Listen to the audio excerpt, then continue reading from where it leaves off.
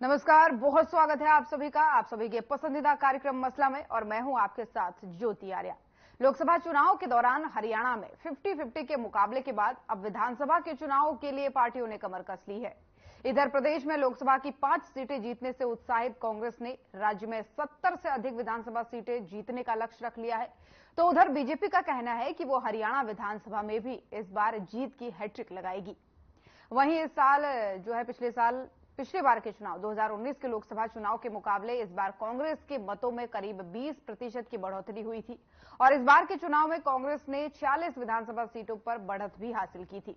कांग्रेस का कहना है कि 16 जून से लेकर के 14 जुलाई तक सभी जिलों में कार्यकर्ता सम्मेलन का आयोजन किया जाना है, जिसमें आगामी चुनाव को लेकर के रणनीति तैयार की जाएगी और इसीलिए विधानसभा चुनाव को लेकर के उप समिति का गठन भी कर दिया गया है। और कांग्रेस नेता वीरेंद्र चौधरी का कहना है कि कांग्रेस को इसी का फायदा उठाते हुए एक मजबूत चेहरा बीजेपी के खिलाफ खड़ा करना चाहिए। अब सवाल यह है कि वो बड़ा चेहरा होगा कौन। लेकिन दूसरी तरफ लोकसभा चुनाव में कांग्रेस में हुए टिकट बंटवारे पर अभी भी घमासान चल रहा है। सांसद शैलजा समेत तमाम कांग्रेस समर्थक टिकट बंटवारे पर सार्वजनिक मंचों से सवाल उठा रहे हैं और साथ ही क्षेत्रीय दल भी चुनाव में बेहतर प्रदर्शन के लिए तैयारी करते नजर आ रहे हैं। लेकिन सवाल यह है कि इस बार के विधानसभा चुनाव में पार्टियों के क्या क्या एजेंडे रहने वाले हैं।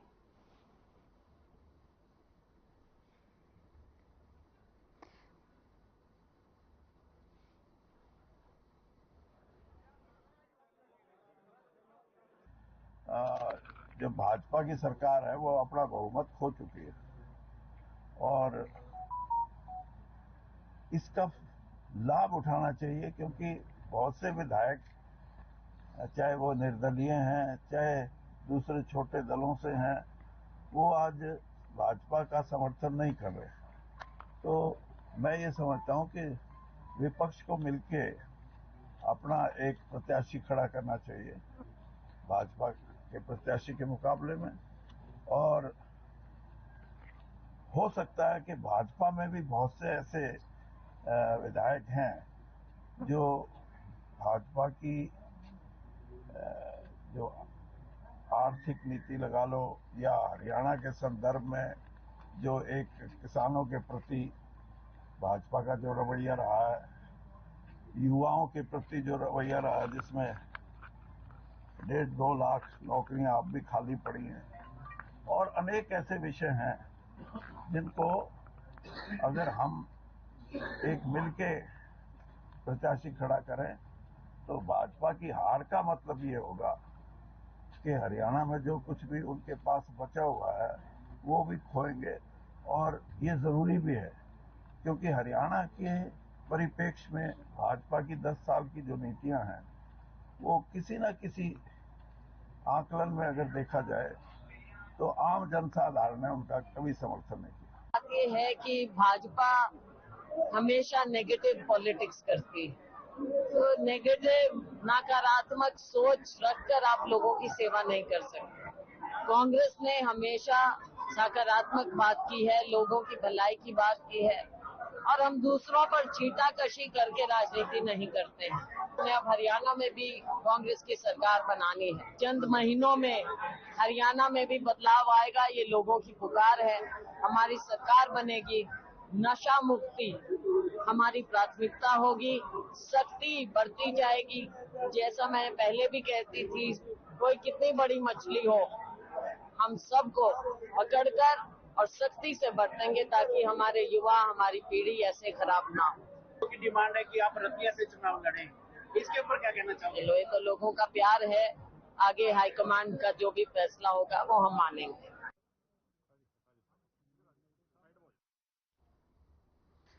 तो लोकसभा चुनाव के बाद से अब विधानसभा चुनाव के लिए हरियाणा में पार्टियों ने कमर कस ली है, क्योंकि आने वाले 2 से 3 महीनों के अंदर जो है हरियाणा में चुनाव होने हैं। तो इसको लेकर के पार्टियों ने अपने अपने एजेंडे तैयार करने में पार्टियां जुट गई हैं।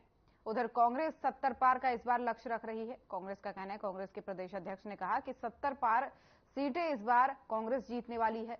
तो उधर बीजेपी का कहना है कि वो जीत की हैट्रिक लगाएगी।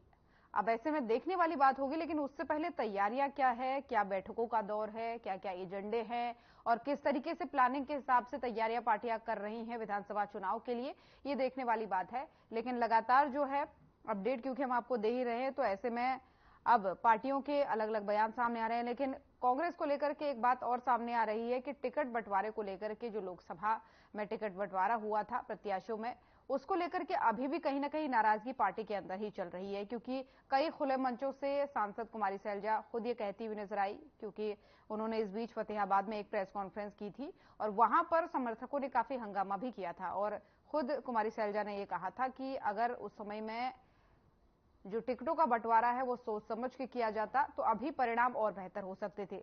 लेकिन उधर इस बात पर जो है जवाब देते हुए पार्टी के अध्यक्ष ने कहा था कि इन बातों को कुमारी सैलजा को सार्वजनिक मंचों से नहीं कहना चाहिए, कोई अगर उन्हें दिक्कत है तो वो हमसे आकर के बात करे। तो इससे कयास लगाए जा रहे हैं कि कहीं ना कहीं एक गुटबाजी का एक दौर जो है एक बार फिर से कांग्रेस में देखने को मिल रहा है, लेकिन इसके बीच जो है अपना प्लान भी पार्टी रखती हुई नजर आ रही है। उनका कहना है कि आने वाले 16 जून से लेकर के 14 जुलाई तक सभी जिलों में कार्यकर्ता सम्मेलन वो करने वाले हैं और इन सम्मेलनों में जो है रणनीति तैयार होगी कि आगे चुनाव में कैसे कैसे क्या क्या किया जाना है और इसको लेकर के उप समिति का गठन भी कांग्रेस का कहना है कि उन्होंने कर दिया है।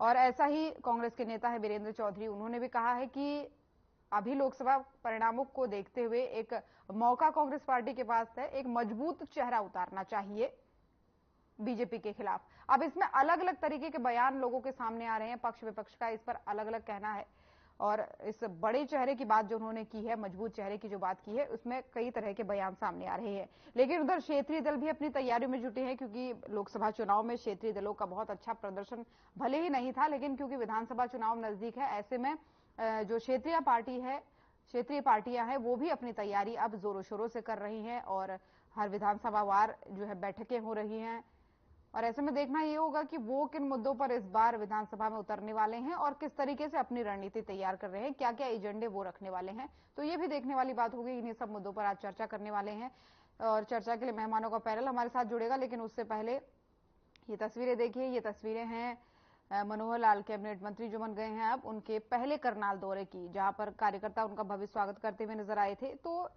अपने अपने स्तर से जो है पार्टियां लगातार तैयारियां करती हुई नजर आ रही है, क्योंकि ज्यादा समय अब नहीं बचा है, 2 से 3 महीने मात्र, यूं कहे 80-90 दिनों के बाद जो है चुनाव होने हैं और ऐसे में ये तैयारियों का दौर जो है वो हम आपको दिखा रहे हैं।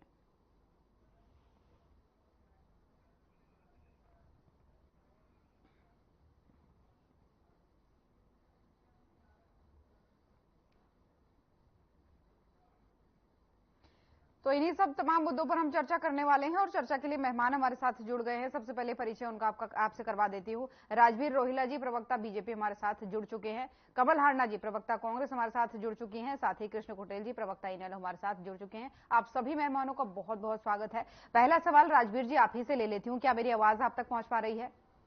हाँ ज्योति जी, आ रही है आवाज आपकी।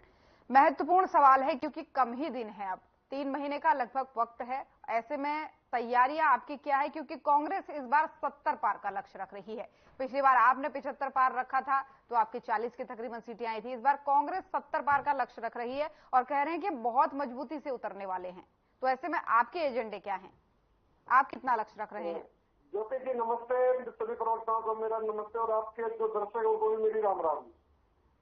भारतीय जनता पार्टी एक मजबूत संगठन है जो जिसने बार बार साबित करके दिखाया। 2014 में हम पूर्ण बहुमत से आए थे और 2019 में हमें दोबारा सरकार बनाई। अब तीसरी बार का हमारा हैट्रिक का मामला चल रहा है। तो इसके लिए हमने मतलब ये लगा लो कि हमारे पास विकास का एक साफ सुथरा ट्रैक रिकॉर्ड है जो हमने किया है और जो हम आगे करने वाले हैं। और हमने अपने कार्यकर्ताओं को भी मोटिवेट किया है कि भाई हमारी जो हार में क्या जीत में किंचित नहीं है, जीत में जो सीटें गई है कोई दिक्कत नहीं है, लेकिन जो वोट परसेंटेज है वो आज भी हमारा इनसे ज्यादा है, आज भी हमारा कांग्रेस से ज्यादा। और जो कांग्रेस ने जो चुनाव लड़ा था, जो प्रोपेगेंडा फैलाया था संविधान का, आरक्षण का, उस पर जनता ने वोट किया है। भाई इन्होंने 400 पार का नारा दे दिया, 400 पार के नारे को इन्होंने संविधान से रिलेट कर दिया, जिसके कारण हमें नुकसान हुआ। तो हमें इन चीजों का ध्यान रखते हुए जनता के हित के लिए जो हमसे बेहतर होगा वो करेंगे और जो हम आगे करने वाले हैं वो जनता में हम बताएंगे। तो किसी आधार पर मैं कह सकता हूँ कि भारतीय जनता पार्टी बिल्कुल तैयार है। हमारे जो शीर्ष नेता है नरेंद्र मोदी जी शपथ ले चुके हैं, नायब सैनी जी अपना काम कर रहे हैं। तो जो हमने डिलीवर करना है, जो लगातार घोषणाएं हो रही है, लगातार जो काम चल रहे हैं, अभी पीएम किसान निधि की जो किस्त जारी की है, अभी जो प्लान जारी किए हैं हमारे मुख्यमंत्री जी ने, तो ये चीजें हम धरातल पे उतार रही है। तो आपको 10-20 दिन में और ज्यादा फर्क दिखेगा।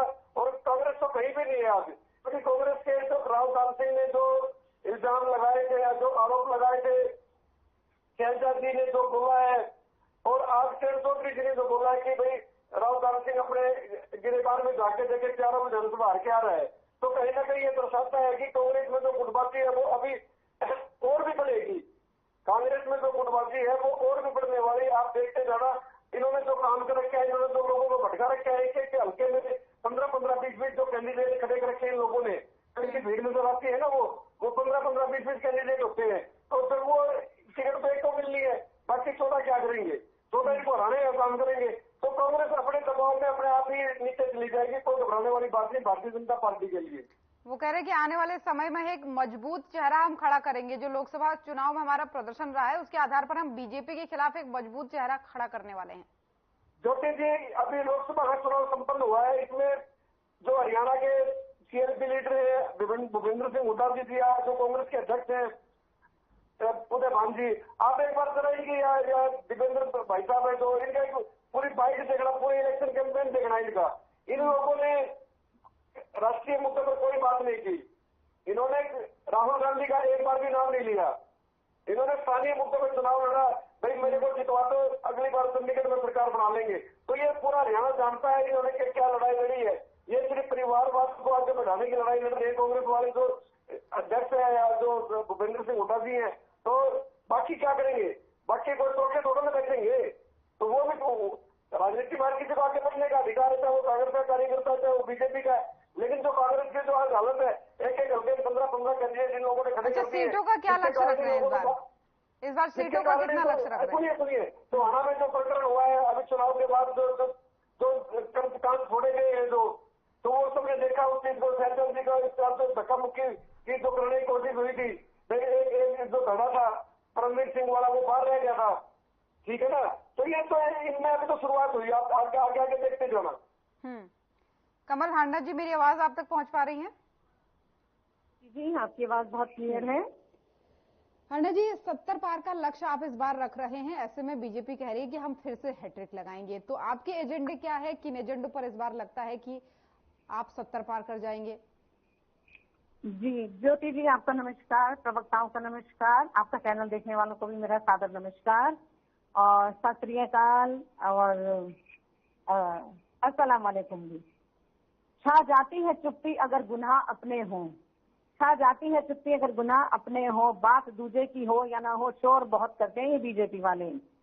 नागिन या ना ही जानिए उसे, लाख आसीन में पालिए डसते जरूर है ये भाजपा वाले। शोहरत की बुलंदी पल भर का तमाशा है, जिस डाल पे बैठे हो वो टूट भी सकती है, टूटने भी वाली है। देखो तो इनके सर गुनाहों का कितना बोझ है, देखा तो इनके सर गुनाहों का कितना बोझ है। खुश थे और हैं वो तमाम जिन्होंने नेकियां करके दरिया में डाली, जैसे हमारे कांग्रेस से नेहरू से की विरासत से जो चली तब से अब तक। अब मैं कुछ बातों का जवाब दे दूं। इन्होंने राष्ट्रीय मुद्दों का नाम भी लिया, क्षेत्रीय मुद्दों का नाम भी लिया, जनता को बरगलाने का हमने काम नहीं किया। झूठ बोलकर आपके यहाँ का आए थे 2 करोड़ नौकरी, 15 लाख हर एक के खाते में, किसानों की आय दुगनी, महिला सुरक्षा, महंगाई की मार, सारे काम उल्टे पड़े हैं आपके।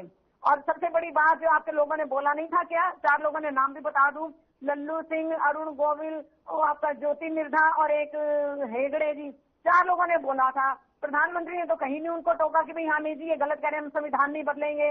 तो संविधान बदलने का तो आपको था कि हाँ हम मनुस्मृति ले आएंगे हम लोग। ये इस बात से तो आप मुकरिए मत, इस बात से तो आप मुकरिए मत। और दूसरी बात आप कहते हैं कांग्रेस कहीं नहीं रही, नजर तो अब आप नहीं आने वाले, मैं आपको बता रही हूँ। पिछली बार भी 75 पार का नारा दिया था, कहाँ अटके, कहाँ बैसाखियों का सहारा लेना पड़ा आपको हरियाणा में। हमारे मुद्दे बड़े स्पष्ट हैं, राष्ट्रीय मुद्दे भी आते हैं उसमें, और इन्होंने कहा राष्ट्रीय मुद्दों पर चुनाव ला। क्या राष्ट्रीय मुद्दे मुद्दे नहीं होते? प्रधानमंत्री के लिए राष्ट्रीय मुद्दे भी ये चुनाव हुए तो राष्ट्रीय मुद्दों पर नहीं होना चाहिए?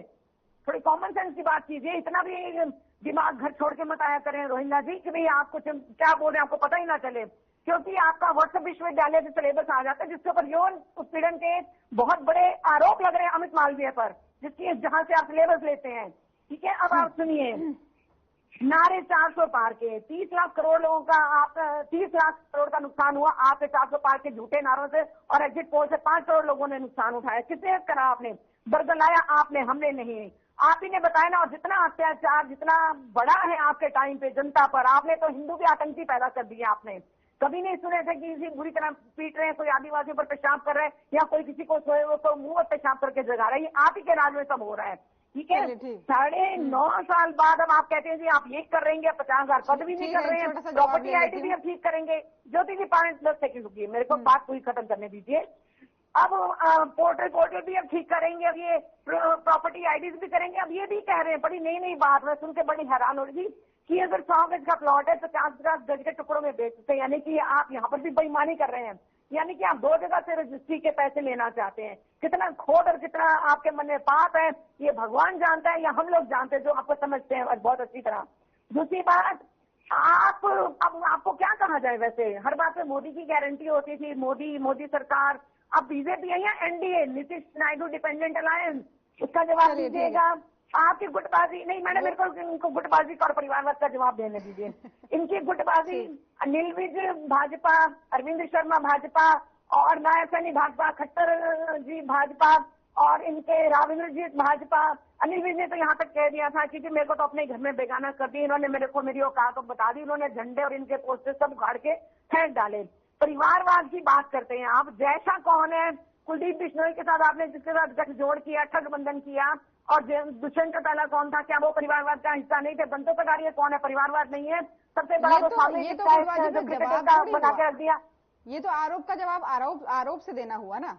उन्होंने गुटबाजी नहीं तो मैं मुद्दों की बात, ये जवाब थोड़ी हुआ। नहीं, मुद्दे की बात भी सुनिए ना। इन्होंने कहा मुद्दों में, हमने तो मुद्दों पर लड़ा है, चाहे वो आपके स्टेट के हो, चाहे वो आपके राष्ट्रीय मुद्दे हो। हमारे स्टेट के मुद्दे युवाओं को इन्होंने कैसे पीटा, और अब उसके अनुसार आरक्षण और संविधान के प्रति जो झूठ फैलाया गया था, उससे कोई झूठ नहीं फैलाया। झूठ ये फैलाते हैं। इन्होंने ही कहा था संविधान बदल देंगे। इनसे पूछिए ना, 4 लोगों के नाम बताए मैंने। पूछ रही हूँ, ये पर जलाए नहीं। इसका छोटा सा जवाब महिला लीजिए, दे देंगे। ठीक है, आगे लौटूंगी। नहीं, मैं देखिए 1 मिनट, 5 सेकंड और दीजिएगा ज्योति जी, जरा बात मेरी मुकम्मल नहीं हुई। जरूर, आप सब बातों का जवाब दीजिएगा, लौटूंगे। रोहिला जी इसका जवाब दीजिए, फिर मैं कुटेल साहब आपके पास आ रही हूँ। बात संविधान की करते हैं। हमारे यशस्वी प्रधानमंत्री श्री नरेंद्र मोदी जी ने हर जनसभा में बड़े ऊंचे स्वर में कहा है कि अगर बाबा साहब भी आ जाए तो संविधान को वो भी नहीं बदल सकते। तो कोई नेता क्या बोल रहा है उसका कोई महत्व नहीं रहता, जब हमारे शीर्ष नेता ने कह दिया। लेकिन इन लोगों को क्या था कि प्रोपेगेंडा में जाके सत्ता में भागीदारी लेनी थी, वो भागीदारी जनता ने नकार दी इनकी। जनता ने एनडीए को मैंडेट दिया और एनडीए की सरकार बन गई। तो दर्द इनको ये है कि तो ये इनको हाथ को आया और मतलब मुंह को ले गया। ठीक है ना।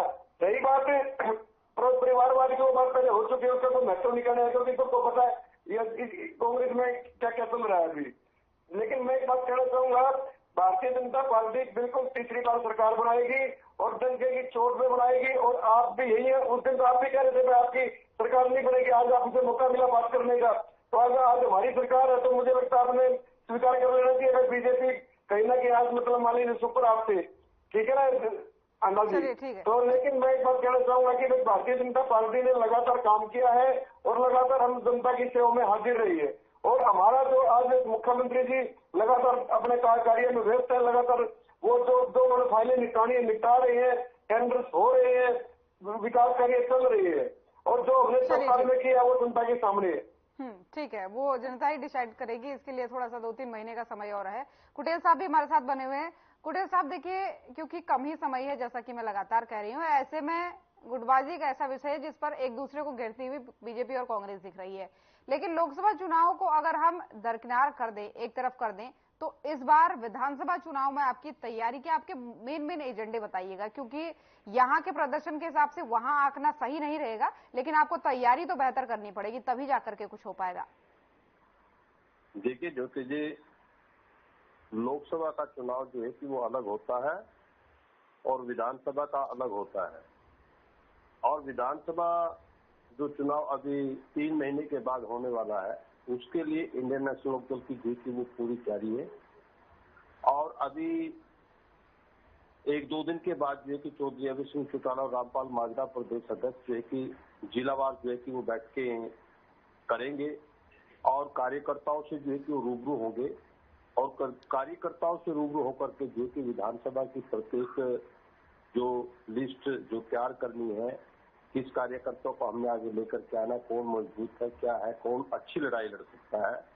और यहाँ पर रही मुद्दों की बात, और अभी हमारी बहन कमल हांडा जी भी बोल रही थी, और आज जो हरियाणा प्रदेश की जब हम की ओर नजर डालते हैं तो यहाँ पर जो है कि अनेक मुद्दे हैं, जैसे कि महंगाई, बेरोजगारी है और भ्रष्टाचार और किसानों के हितों की बात है। लेकिन आज जो राजनीतिक कांग्रेस और बीजेपी जो कर रही है, अभी जो है कि पिछली बार भारतीय जनता पार्टी ने कहा कि 75 पार का नारा दिया, अभी लोकसभा में 400 पार का नारा दिया, और कांग्रेस भी जो है कि उसी की नकल करने लग गई है, कह रही है हम 70 पार। देखिए तो यहाँ पर कांग्रेस जो है कि उस पर पार शब्द पर जो है कि वो बैंक कसती थी, लेकिन आज कांग्रेस भी जो है कि उसी दलदल के अंदर फंसती हुई जा रही है। और ये जनता को भली भांति पता है कि हरियाणा प्रदेश को जो है कि कौन बचा सकता है, कौन आगे ले जा सकता है, कौन युवाओं का भविष्य जो है कि वो बना सकता है, और कौन इस हरियाणा प्रदेश को जो है कि उन्नति के रास्ते पर जो है कि वो ला सकता है।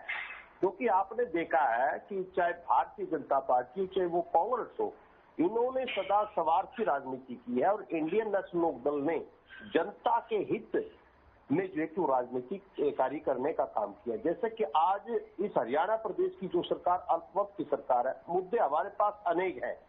क्या कांग्रेस पार्टी को जो है कि वो रिजाइन करके जो है, क्या वो न्याय युद्ध नहीं चलाना चाहिए, जैसे कि चौधरी देवीलाल जी ने 1985 के अंदर जो है, जब ऐसी स्थिति जो है कि हरियाणा प्रदेश की थी, और वहां पर जो है कि पूर्ण रूप से जो है कि अपने विधायकों का त्याग पत्र दिला करके जो है कि एक न्याय युद्ध जो है कि चलाने का काम किया था, और 87 के अंदर जो है इस हरियाणा प्रदेश के अंदर जो है कि वो पूर्ण बहुमत की सरकार बनाने का जो है कि वो काम किया था।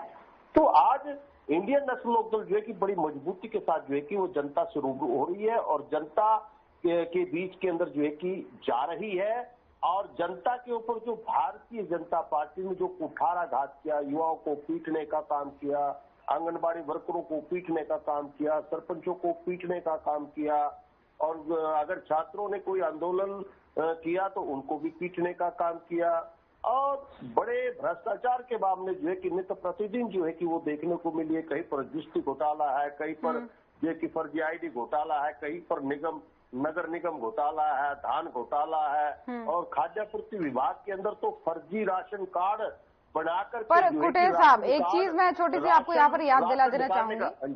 ठीक है, आपने कहा था कि लोकसभा चुनाव अलग होता है, विधानसभा चुनाव अलग होता है। ठीक हो गया, मान गई आपकी बात को, लेकिन मुद्दे तो आपके यही थे ना सेम, क्योंकि लोकसभा चुनाव के समय पे जब हमने आपसे मुद्दे पूछे थे तब भी आपने सेम मुद्दे बताए थे। तो ये सिर्फ चुनाव के अनुसार बदल जाएगा वोट बैंक या फिर क्या? क्योंकि मुद्दे तो तब भी वही थे, अब भी वही थे, तब भी हरियाणा का ही प्रतिनिधित्व करेंगे वो जो चुन के जाएंगे यहाँ से संसद में, और अब भी मुद्दे वही हैं। इंडियन नेशनल लोकदल पार्टी जो है कि एक अक्षेत्रीय पार्टी है, और मजबूती के साथ हरियाणा प्रदेश के अंदर जो है कि वो लड़ने का काम करती है। जब हम अपने पिछले इतिहास के अंदर जाते हैं तो समय समय पर इस हरियाणा प्रदेश के अंदर सरकार बनाने का काम किया, और 2014 के अंदर कांग्रेस का तो एक भी जो है कि सांसद नहीं आता, तो इंडियन नेशनल लोकदल का तो सांसद भी बना। चलिए ठीक है, मैं समझ गई आपकी बात को। आगे इस पर चर्चा करेंगे, यहाँ पर एक ब्रेक के लिए रुक रहे हैं, तो यहाँ पर रुकेंगे एक छोटे से ब्रेक के लिए, जल्द हाजिर होंगे।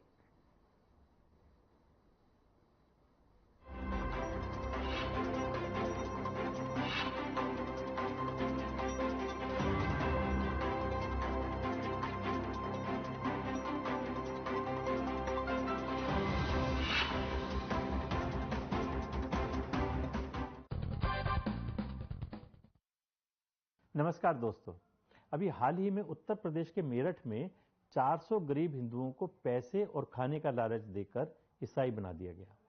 गरीबी का फायदा उठाकर धर्मांतरण कराने का यह सिलसिला हमारे देश में सालों से चल रहा है। खासकर कोरोना महामारी के दौरान इसमें काफी तेजी देखी गई। देश के अलग अलग हिस्सों से धर्मांतरण की कई बड़ी खबरें आई। बड़ी बात यह है कि महज कुछ पैसे का लालच देकर हमारे हिंदू भाइयों को ईसाई बनाने का ये इंटरनेशनल खेल चल रहा है। एक संगठित गिरोह है जो पूरे भारत में अपने पांव पसार रहा है और इस गिरोह की फंडिंग विदेशों से हो रही है। इस गंभीर मसले पर थोड़ी जानकारी जुटाने पर सबूत भी सामने आ गए।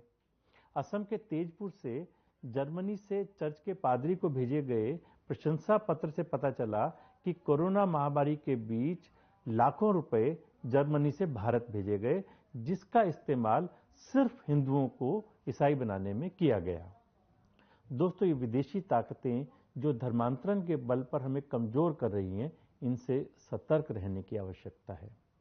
इन मिशनरियों का असली चेहरा बेनकाब करते हुए नोबेल पुरस्कार, जो शांति पुरस्कार दिया जाता है, डेसमंड टुटू ने कहा था, जब मिशनरी अफ्रीका आए तो इनके पास बाइबल थी और हमारे पास धरती। मिशनरी ने कहा, हम सब प्रार्थना करें। हमने प्रार्थना की और जब आंखें खोली तो पाया कि हमारे हाथ में बाइबल थी और भूमि इनके कब्जे में थी। दोस्तों, हमने सैकड़ों साल की गुलामी झेली है, इसलिए फिर कोई ऐसी गलती ना दोहराएं। सच्चाई तो यह है कि धर्मांतरण होना वास्तव में राष्ट्रांतरण है, यानी राष्ट्र का विभाजन होना है। हल्के में लेने की गलती ना करें, आसपास नजर रखें। धर्मांतरण गिरोह दीमक की तरह देश को खोखला करने की कोशिश में लगा है। आपको बता दें, धार्मिक कार्यक्रमों और जलसों में भी विदेशी पर्यटक के भेष में सनातन के शत्रु मौजूद होते हैं, जो चंद रुपयों का लालच देकर हमारे धर्म और धरती दोनों को कमजोर करने की साजिश में लगे रहते हैं। उपनिषद का कथन है, धर्मो रक्षति रक्षतः, यानी यदि हम धर्म की रक्षा करेंगे तो धर्म हमारी रक्षा करेगा। तो दोस्तों, धर्म रक्षा की प्रतिज्ञा लेकर राष्ट्र रक्षा को समर्पित हो जाएं। जिंदगी के प्लस माइनस की गुत्थी को सुलझाने के लिए फिर मिलेंगे। नमस्कार।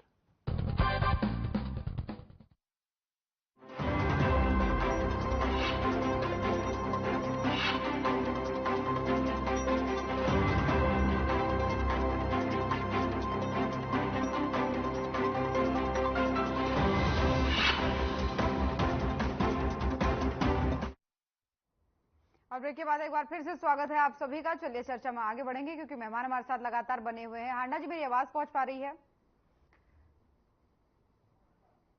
हांडा जी, मेरी आवाज आप तक पहुंच पा रही है? आवाज आ रही है आपकी? जी हांडा जी, देखिए, एक महत्वपूर्ण सवाल ये उठता है वीरेंद्र चौधरी जी से। जब मीडिया ने सवाल किया तो उन्होंने एक बड़ी बात कही कि अभी लोकसभा चुनाव के परिणाम के हिसाब से विपक्ष को, यानी कांग्रेस को मौका देखते हुए एक मजबूत चेहरा सामने रख देना चाहिए बीजेपी के। अब इसको लेकर के बीजेपी वाले कह रहे हैं कि अब भूपेंद्र हुड्डा साहब पे उन्हें भरोसा नहीं रहा क्या, या दूसरे चेहरे की बात कर रहे हैं? तो अलग अलग मायने निकाले जा रहे हैं। आपसे स्पष्ट इस पर जवाब चाहूंगी। देखिए, किसी ने क्या कहा और क्यों कहा उसमें मैं नहीं जाना चाहूंगी। वीरेंद्र चौधरी जी ने क्या कहा, बाकी जो भी है सीएम का चेहरा हमारी आला कमान ही तय करेगी। मैं आपको फिर बता दूं। मैं हरियाणा की बात हरियाणा की ही बात कर रही हूँ। मैं विधानसभा के जो आपके चुनाव आने वाले हैं सितंबर अक्टूबर में, उन्हीं की मैं भी बात कर रही हूँ। आला कमान तय करेगी, वही डिसाइड करेगी कि who will be the face.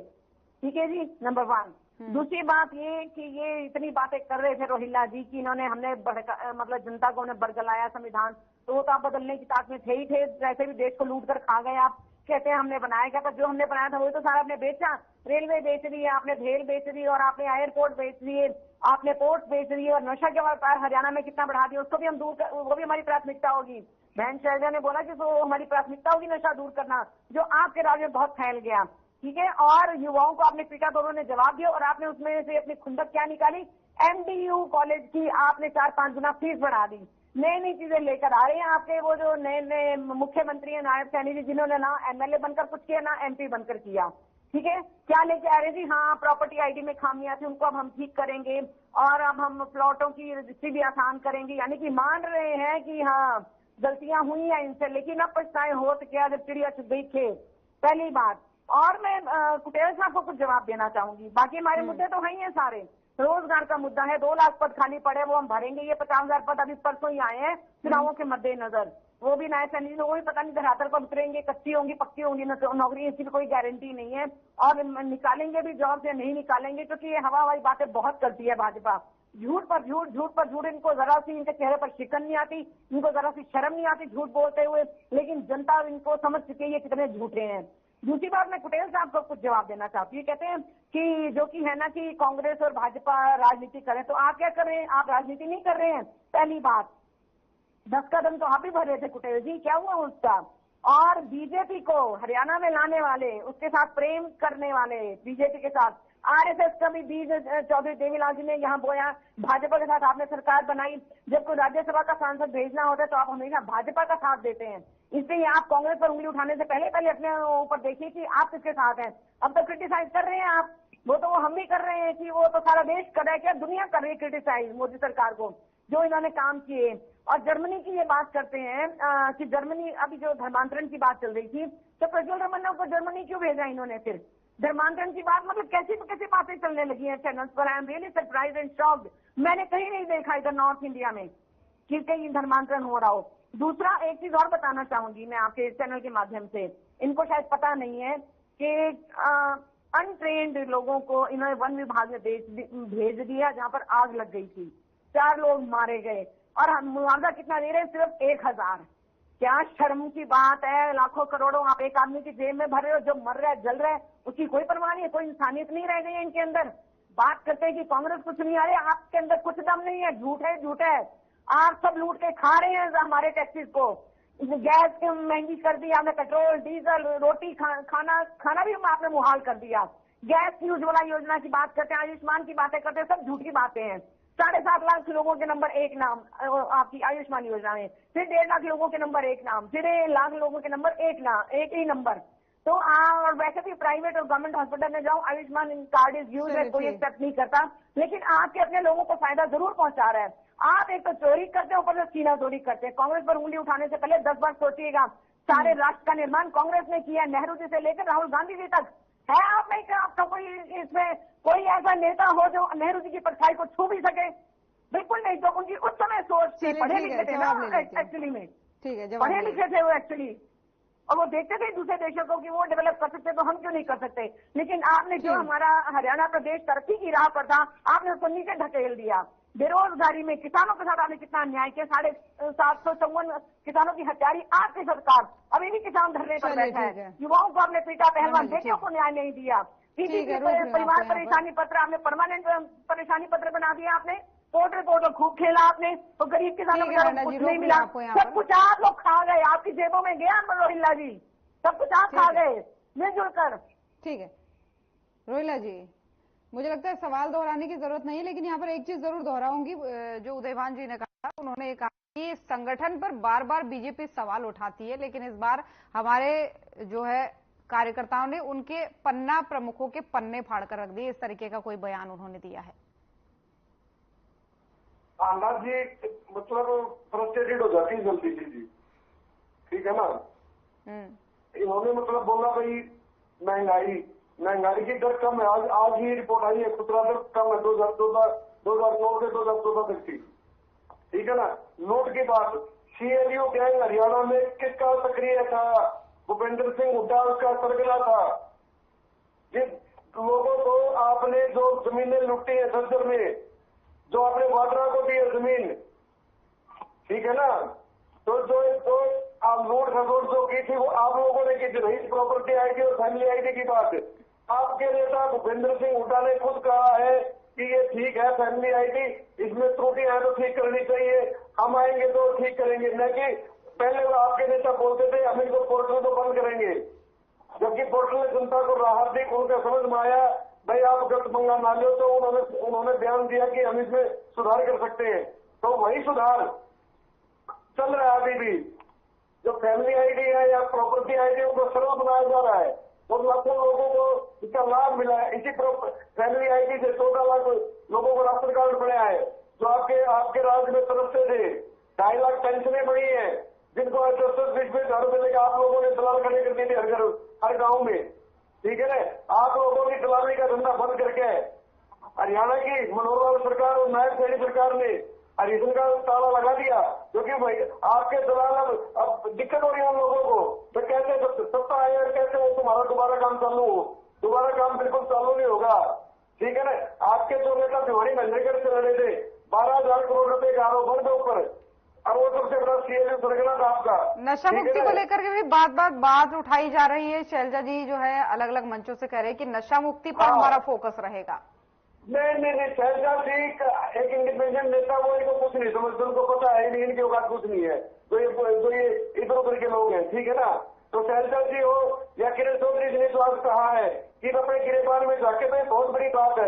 ये हमारे में कैसे, हमारे किसी नेता ने संगठन के खिलाफ कोई बयान दिया हो बताओ, सरकार के खिलाफ कोई बयान दिया हो बताओ, ठीक है। कोई छोटी मोटी अगर हो भी गई तो मिल बैठ के क्या कर लेंगे वो लोग, लेकिन इन लोगों की जो मार पिटाई है तो सरियाम आ रही है, मंचों में आ रही है, तो ये लोग काम मुकाबला करेंगे भारतीय जनता पार्टी का। Bharatiya Janata party centre base party, जिसका एक बेस मजबूत बेस हरियाणा में बन चुका है, जिसे लोग चाहते हैं, ठीक है ना। तो आप लोगों का कुछ नहीं होने वाला, आप लोगों का संपर्क साफ होगा। तीसरी बार फिर हरियाणा में बीजेपी की सरकार बनने जा रही है। इसी को लेकर के तो वीरेंद्र चौधरी जी कह रहे हैं कि अब विपक्ष को एक मजबूत चेहरा खड़ा करना चाहिए, इसके लिए इसके अलग अलग मायने निकाले जा रहे हैं। अब बीजेपी के खिलाफ एक मजबूत चेहरा खड़ा करना चाहिए। मैं बताऊँ इन लोगों ने पहले क्या हुआ, जब 2005 में इनकी सरकार आई ना, तो वो शायद भजनलाल जी थे वो प्रदेश अध्यक्ष, तो इन्होंने हर जिले में मुख्यमंत्री पैदा कर दिया था भाई। जींद में रणदीप सुरजेवाला, वीरेंद्र सिंह, हिसार में कोई और, तो इनके वो लोगों में भड़का दिया इन लोगों को। तो सरकार आगे दोबारा फिर आ गई, 40 अल्पमत में आई, वो तुलसी पिटनोई की पार्टी तोड़ दी इन लोगों ने, ठीक है ना। तो अब जनता इनको समझती है। जब आप एक बात बताइए, इन लोगों ने हर गांव में दलाल पैदा कर रखे, उन्हीं को छोड़ के तो हमारे पास आएगी जनता।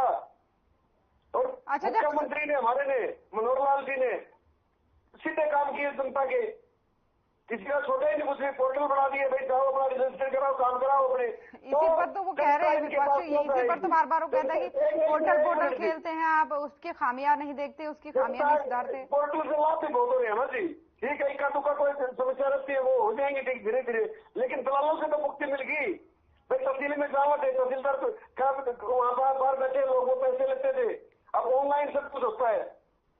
अच्छा चलिए ठीक है, ये तो हो गया उनके आरोपों का जवाब, ये तो हो गया। सुनिए, 393 सुविधाएं ऑनलाइन रखी सरकार ने, ठीक है। ये काम मुकाबला करेंगे। इन लोगों की दलाली की दुकान बंद कर दी, कांग्रेस की दलाली की दुकान बंद करके एक नया व्यवस्था परिवर्तन पूर्व मुख्यमंत्री मनोहर लाल जी ने किया, और आज वही श्री नायब सैनी जी आगे बढ़ा रहे हैं उन चीजों को।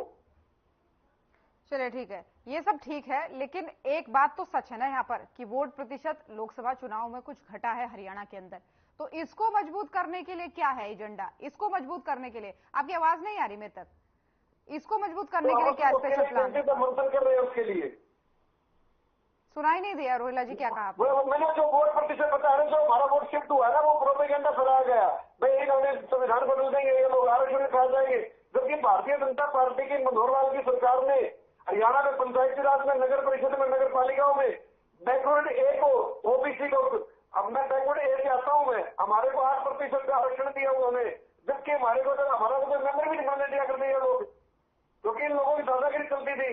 हमारा कोई अच्छा, एक नशा मुक्ति पर छोटा सा जवाब दे दीजिए, फिर पटेल साहब के पास जा रही हूँ। नशा मुक्ति पर छोटा सा जवाब दे दीजिए। उन्होंने कहा कि नशा मुक्ति पर हमारा फोकस रहेगा, तो आपकी सरकार नशा मुक्ति को लेकर क्या कर रही है? एक बार छोटा सा उस पर जवाब दे दो। रोहिला जी आवाज आ रही मेरी? आ रही है जी, आ रही। मैंने कहा कि नशा मुक्ति पर वो फोकस कर रहे हैं, तो आप एक बार ये बता दीजिए कि आपकी सरकार नशा मुक्ति पर क्या कर रही है? छोटा सा जवाब। हमारी सरकार, हमारे पूर्व मुख्यमंत्री ने डबुवाली में बयान दिया था और उन्होंने वहां थाना बनाया था, डबुवाली में एक थाना बनाया गया था, ठीक है ना। एक कमिश्नरी बनाई गई थी, सोनीपत में कमिश्नरी बनाई गई थी, जो अपना काम कर रही है। नशा जो है ना समाज की बुराई है, तो समाज का भी योगदान इसमें चाहिए, सामाजिक संगठनों का योगदान भी चाहिए। दिक्कत आती है इसमें, दिक्कत आती है भाई फलानी जगह नशा बिक रहा है, तो कोई फोन करके बताता नहीं, क्योंकि नेटवर्क बना लेते हैं लोग, और फिर सामाजिक में क्या बोलते हैं भाई मेरा इसमें नाम ले दिया तो मेरे को दिक्कत हो जाएगी। तो लोगों को जागरूक होना पड़ेगा, क्योंकि पिंड उनकी खराब होने लग रही है अगर नशा है तो कहीं, लेकिन हमारे मतलब कुल मिलाकर ठीक सा है, कोई इक्का दुक्का उधर है थोड़ा बहुत कोई, लेकिन वो भी धीरे धीरे कंट्रोल हो रहा है, क्योंकि मुख्यमंत्री जी ने वहां जो थाना बनाया था डबुवाली में, और कमिश्नरी बनाई थी, तो उनसे हमारे को जो चलिए ठीक है, सामाजिक सुरक्षा है, पुलिस की सुरक्षा, प्रशासन का एक प्रभाव देखने को मिला है। ठीक है, समझ गई आपका जवाब। मैं कुटेल साहब आपके पास आना चाहूंगी, थोड़ा सा चर्चा आपसे कर लेते हैं। अब नशा मुक्ति पर क्योंकि बात, हम इसको मजबूती से उठाएंगे, इसके खिलाफ काम करेंगे। वहीं बीजेपी का कहना है कि हमारी सरकार इस पर काम कर रही है। इनेलो की नजर में कितना बड़ा मुद्दा है नशा मुक्ति प्रदेश के अंदर, खासकर इस पर कितना काम करने की जरूरत है? नशे का जो मुद्दा है, सबसे पहले चौधरी अभय सिंह चौटाला जी ने जो है कि इसको उठाने का काम किया, क्योंकि सिरसा के अंदर जो है कि हर तीसरे घर जो है कि वो नशे की चपेट में है। और चौधरी अभय सिंह चौटाला ने इसके ऊपर विधानसभा में जो है कि वो प्रश्न उठाए, लेकिन उनका संतोषजनक जो है कि वो जवाब जो है कि वो नहीं मिला। लेकिन आज कुमारी शैलजा जी सिरसा से सांसद है, इसलिए उनको आज नशे की याद आई है। लेकिन पहले उन्होंने नशे के ऊपर कोई किसी प्रकार की बातचीत नहीं की, और आज कहती है कि हमारा मुख्य एजेंडा जो है कि वो नशे का रहेगा। लेकिन मैं कहता हूं कि कांग्रेस किस प्रकार से जो है कि वो पार कर पाएगी अपने मामले, क्योंकि आज भी जो है कि बयानबाजी के ऊपर जो है कि इनके अंदर तनातनी है। शैलजा जी कहती है कि टिकट वितरण के अंदर जो है कि वो खामियां रही है, टिकटों का वितरण सही नहीं हुआ है। और सूरजभान जी कहते हैं कि ये बात तो वो खुले मंचों से कह रही हैं, और खुले मंचों से प्रदेश अध्यक्ष जी जवाब भी दे रहे हैं। उदय भान जी कह रहे हैं कि भाई अगर ऐसी कोई बातचीत करनी है तो वो खुले मंच से ना करके हमारे से बातचीत करे। इसका मतलब क्या है कि आज भी कांग्रेस के अंदर गुटबाजी जो है कि वो बरकरार है। रही दूसरी बात जो है कि यहाँ पर हमारी बहन कमल हांडा जी ने कहा कि इनको जो है कि इंडियन नेशनल लोकदल को जो है कि वो समझ लेना चाहिए कि भारतीय जनता पार्टी को लेकर क्या ना राजनीति जो है कि आप क्या कर रहे हैं। लेकिन मैं कमल हांडा जी को बताना चाहता हूं कि दो प्रकार का काम होता है, एक राजनीति होता है, एक मिशन का काम होता है। जब हम मिशन का काम करते हैं तो हम एक दूसरे साथी को उठा करके आगे बढ़ाने का काम करते हैं, ताकि हमारा विकास हो, ताकि हमारा हरियाणा मजबूत हो। तो वो काम इंडियन नेशनल लोकदल ने किया है। और राजनीति का काम क्या होता है, जैसे कांग्रेस के अंदर हो रही है, एक दूसरे को पीछे धकेल करके अपने आप को आगे करना, ये होती है राजनीति। लेकिन इंडियन नेशनल लोकदल जो है कि ऐसा काम कभी नहीं करती। इंडियन नेशनल लोकदल काम करती है वो एक साथ दूसरे व्यक्ति की बाजू पकड़ करके उसको मजबूत करना, आगे लेकर के आना। और आज भी इंडियन नेशनल लोकदल जो है वो इंडिया गठबंधन के अंदर शामिल होना चाहती थी। किरण चौधरी जी उस पर तैयार थी, कुमारी शैलजा जी तैयार थी, शमशेर सिंह सुरजेवाला जी उसके ऊपर तैयार थे। लेकिन अच्छा, क्या लगता है 70 पार का इस बार लक्ष्य कांग्रेस पूरा कर पाएगी? ऐसा कुछ नहीं है, 70 पार नहीं है। तो यहाँ पर देखना, इस हरियाणा प्रदेश का जो मुख्यमंत्री होगा वो चौधरी अभय सिंह चौटाला होगा। ये मेरी बात आज नोट कर लेना, क्योंकि हरियाणा प्रदेश के अंदर ऐसी स्थिति पैदा होगी कि ना भारतीय जनता पार्टी होगी और ना कांग्रेस होगी, तो यहाँ पर इंडियन नेशनल लोकदल की सरकार होगी। अच्छा, एक चीज और, सरकार होगी आपने कह दिया, लेकिन कुछ और नेताओं के नाम तो बताइए। सांसद की बात आती है तो आप अभय सिंह चौटाला जी कहते हैं, विधायक की बात आती है आप अभय सिंह चौटाला जी कहते हैं, मुख्यमंत्री की बात आती है आप अभय सिंह चौटाला। कुछ और नेताओं के नाम बताइए, कुछ और, तो इससे लोगों को लगे कि हाँ पार्टी में एक अच्छी संख्या है, आपके पास विकल्प हैं कुछ। किसकी बात बताइए आप मुझे, देखिए, सांसद के चुनाव में भी आप उन्हीं को लड़वाते हैं, और उधर विधायकी के चुनाव में आप उन्हीं को लड़वाते हैं, मुख्यमंत्री के चेहरे पे आप उन्हीं की बात करते हैं। इंडियन नेशनल लोकदल कमजोर नहीं है। इंडियन नेशनल लोकदल के पास बहुत बड़े बड़े चेहरे हैं, और पूरा विधायक भी रहे हैं। ओम प्रकाश गोला जी है, रणबीर मंदोला साहब जी हैं, और हमारे जो कि प्रकाश भारती जी है, जो काफी लंबे समय तक जो है कि इस हरियाणा प्रदेश के जो है कि बहुजन समाज पार्टी के प्रदेश अध्यक्ष भी रहे हैं, प्रभारी भी रहे हैं, पंजाब के भी रहे हैं। ठीक है, यही सुनना चाह रही माजरा साहब जी हैं, सीताराम जी हैं, और आप और बताइए मुझे। आप चलिए ठीक है, बस यही सुनना चाह रही थी, मैं यही सुनना चाह रही थी कि और नेताओं का नाम भी लीजिए। इसका छोटा सा जवाब रोहिला जी आपसे चाहूंगी, शिवा हांडा जी आपके पास आ रही है। चेहरों की कमी नहीं है, पार्टी का संगठन मजबूत है, 16 विभाग है पार्टी के अंदर, ठीक है, और 16 के 16 जो है कि बड़े मजबूत है। और जो है कि अभी जो हमारे संयोजक थे, ठीक है, अब मैं समझ गई, ठीक है, के अंदर बैठक बुलाई उसमें, और जो है कि दिशा निर्देश दिए गए हैं। दूसरा जो है कि पार्टी की जो नीतियां हैं उनको जो है कि अभी जिलावार बैठकों का जो है कि वो सिलसिला जारी होगा। मेन बात तो आपने अब कही ना कि क्या एजेंडा है, कैसे तैयारी कर, मेन बात तो आपने अब कही। अब तक तो आप कांग्रेस कर रहे थे। खैर रुकिए, यहाँ पर मैं रोहिला जी से एक छोटा सा जवाब लेना चाह रही हूँ। रोहिला जी, 70 पार उन्होंने कहा था, ठीक है, लेकिन आप कितने पार का इस बार नारा लगा रहे हैं? क्योंकि इनेलो कह रही कि इस बार अभय सिंह चौटाला जी को हम मुख्यमंत्री बनाने वाले हैं, हमारी सरकार आने वाली है, सीधे कह दिया उन्होंने।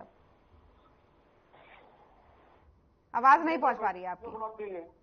ये आपको पता लग गया, 1-1.5% इनका वो वोट परसेंटेज आया है, और यही कुछ दशा इनकी विधानसभा चुनाव में रहने वाली है।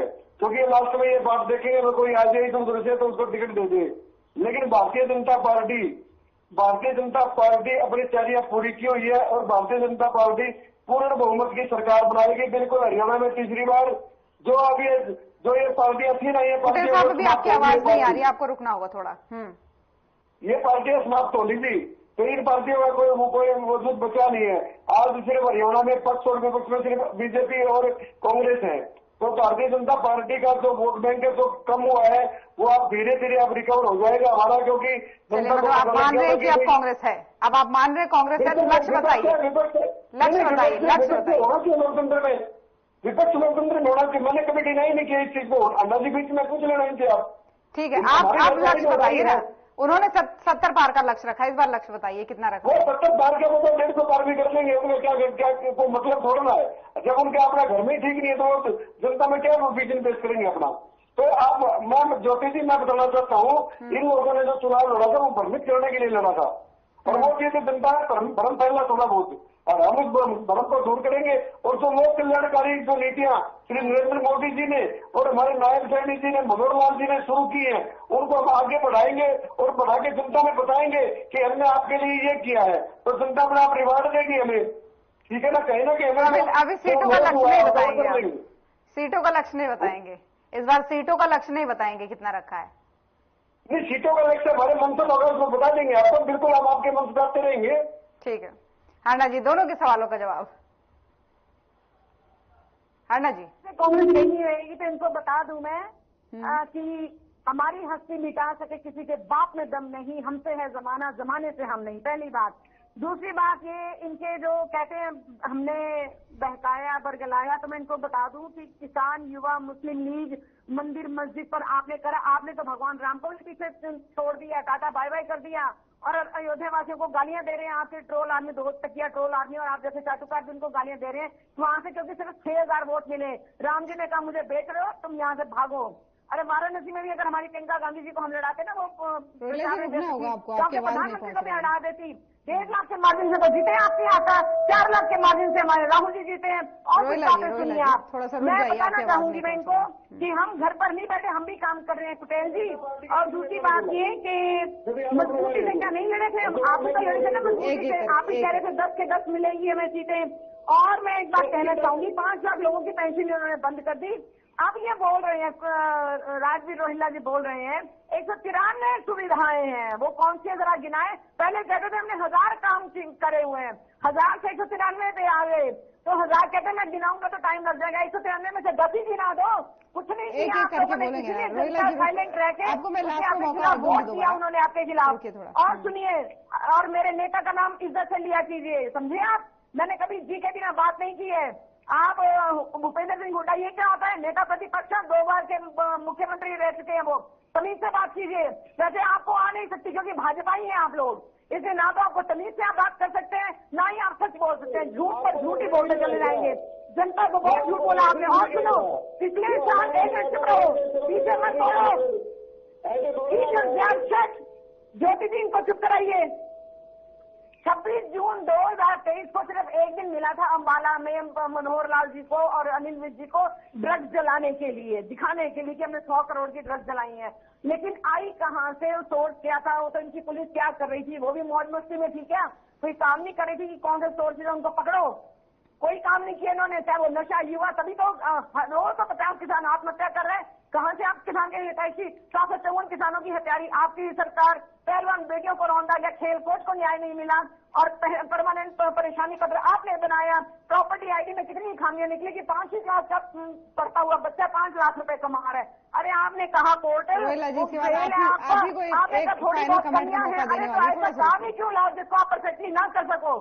सरकार में जब आप आते हैं तो चलिए, आपको ठीक। जनता की भलाई के काम करने होते हैं, लेकिन आपने एक भी काम भलाई का नहीं किया। पोर्टल रोहिला आपने जी, सिर्फ अपने लोगों इसके को बाद फायदा आप ही से पहुंचाने होगी, के आपकी लिए आवाज किया। पहुंच नहीं पा रही। आप कुछ कह भी रहे होंगे तो नहीं सुनाई दे रहा है, थोड़ा सा रुक जाइए, इसके बाद आप ही के पास आ रही हूँ। नहीं, मैं वही बता रही हूँ, पोर्टल इन्होंने जान के बनाया ताकि इनके सिर्फ अपने लोगों को फायदा पहुंचे। प्रॉपर्टी आईडी और अब इसमें जो इंप्रूवमेंट कर रहे हैं, पता नहीं वो कब तक होगी, टाइम कितना रह गया। अल्प उम्र में वैसे ही सरकार है, चलिए, केंद्र में ठीक भी है। और हरियाणा में भी। ठीक है अन्ना जी, तो समय आप की क्या काम पाबंदी कर है। लेंगे? कौन से ठीक है। तीरंदाजी कर लेंगे, कौन से तीर मार लेंगे? ठीक जो है। ये गुनाह कर चुके, जो ये कुकर्म कर चुके, उसका जवाब इनको जनता विधानसभा में भी ठीक। देगी और बढ़ चढ़ कर देगी। इस बात से देखो, किसको जवाब देगी, किसको नहीं, इसके लिए लोकसभा के इंतजार। चुनाव हुए हैं, उससे ज्यादा बढ़ चढ़ कर जवाब देगी आपको।